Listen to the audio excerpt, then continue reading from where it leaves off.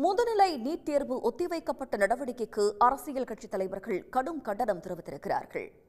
முதுநிலை நீட் தேர்வு கடைசி நேரத்தில் ஒத்திவைக்கப்பட்டதற்கு கண்டனம் தெரிவித்துள்ள பாமக தலைவர் அன்புமணி, மாணவர்களின் நலனையும் மனநிலையையும் சிறிதும் உணர்ந்து கொள்ளாமல் இந்த முடிவெடுக்கப்பட்டிருப்பதாக கூறியுள்ளார்.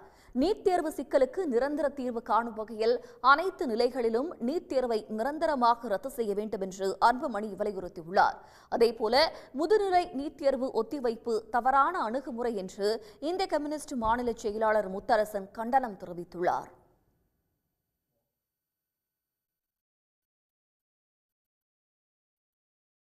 ஒன்றிய அரசாங்கம் இந்த தேர்வு முறைகளை கையாளுகிற முறை என்பது உண்மையில் மிக மிக மோசமான முறை. இன்றைக்கு தேர்வு எழுத வேண்டும், திடீரென்று இரவு ரத்து செய்யப்படுகிறது என்று அறிவித்தால் இந்த பயணச் செலவு, மன உளைச்சல், இந்த பாதிப்பு, இதற்கெல்லாம் யார் பொறுப்பு? இதற்கெல்லாம் ஒன்றிய அரசாங்கம் தான் பொறுப்பேற்கணும். தவறான நடவடிக்கை, தவறான அணுகுமுறை. உடனுக்குடன் செய்திகளை தெரிந்து கொள்ள சன் நியூஸ் பெல் ஐகானை கிளிக் பண்ணுங்க.